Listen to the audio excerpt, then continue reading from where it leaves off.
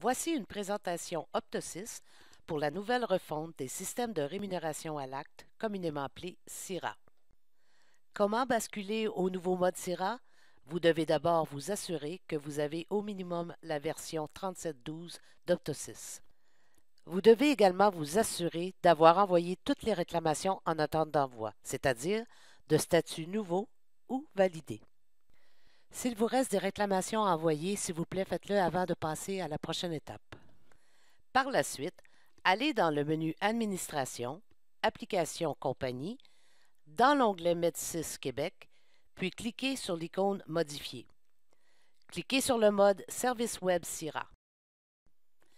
Veuillez bien lire le message avant de cliquer sur le bouton Oui, car cette opération modifiera vos données courantes.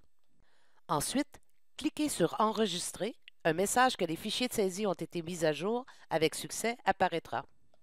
Basculez dans l'onglet Usagers, cliquez sur un optométriste et dans l'onglet Med6 Québec, s'assurer que son numéro ne contient que 6 chiffres. Dans le cas échéant, veuillez supprimer le 7e chiffre. Nous vous demandons de répéter cette étape pour chaque optométriste de votre clinique.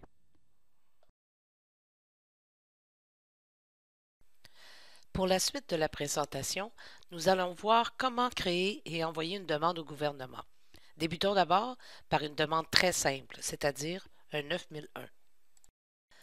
À partir de l'onglet Facturation, ajoutez une demande. Pour les habitués du clavier, le curseur étant positionné sur le premier code de facturation, vous n'avez qu'à taper 01 pour le 9001. Ensuite, cliquez sur le bouton Tabulation 4 fois pour se positionner sur le bouton Ajouter. Il suffit de taper sur Entrée, Enter, pour ajouter cette ligne à votre demande. Il ne vous reste qu'à cliquer sur le bouton Soumettre pour l'envoyer directement à la régie. Un message apparaîtra vous informant si la demande est recevable ou non. Pour une demande jugée recevable, la régie envoie un montant préliminaire. Pour le consulter, ouvrez la demande et cliquez sur le bouton Visualiser. Pour le prochain exemple, voyons la nouvelle façon de facturer un 9022. En sélectionnant le code de facturation 9022, de nouveaux champs à saisir apparaîtront. Sélectionnez le nom de l'ophtalmo. S'il n'existe pas dans votre base de données, veuillez l'ajouter. Entrez par la suite le numéro du référent ainsi que la date de chirurgie. Pour finir, sélectionnez l'œil ayant subi la chirurgie. Pour le dernier exemple, facturons un 9008 exigeant 2 codes de diagnostic. Si le code de diagnostic sélectionné est le 3784, hétérophorie, un deuxième code de diagnostic est alors obligatoire. Si vous oubliez d'inscrire le deuxième code, une validation vous le rappellera.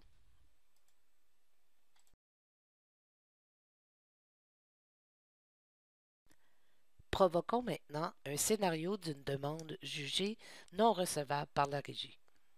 Par exemple, facturons un 9021 pour un patient de 11 ans.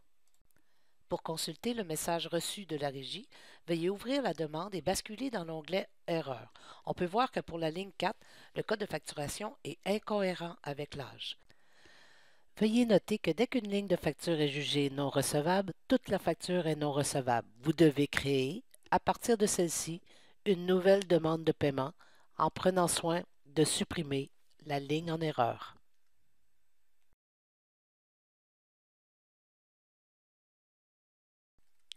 Voyons une autre nouveauté, la demande de modification. Il n'est plus nécessaire d'attendre l'état de compte pour refacturer. Vous avez maintenant la possibilité de modifier une demande de paiement déjà soumise à la régie. Simulons le scénario que nous avons facturé un 9006 par erreur pour un patient. Ouvrez la demande en question et cliquez sur le bouton Modification. Notez que cette demande est de type Modification. Cliquez sur la ligne contenant le code de facturation 9006 et ensuite supprimez-la en cliquant sur le X rouge au bout de la ligne. Vous remarquerez que la ligne est maintenant de statut annulé. Il ne vous reste qu'à cliquer sur le bouton Soumettre.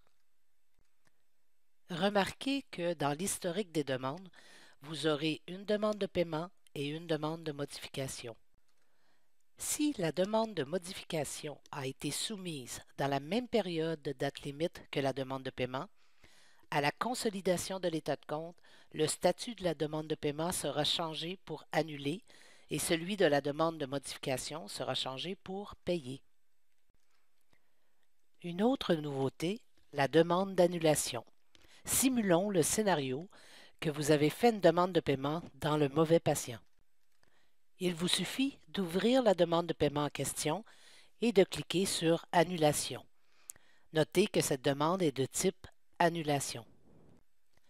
Vous n'avez qu'à cliquer par la suite sur le bouton Soumettre. En espérant que cette vidéo vous a été utile, nous vous invitons à communiquer avec nous si vous avez des questions. Merci.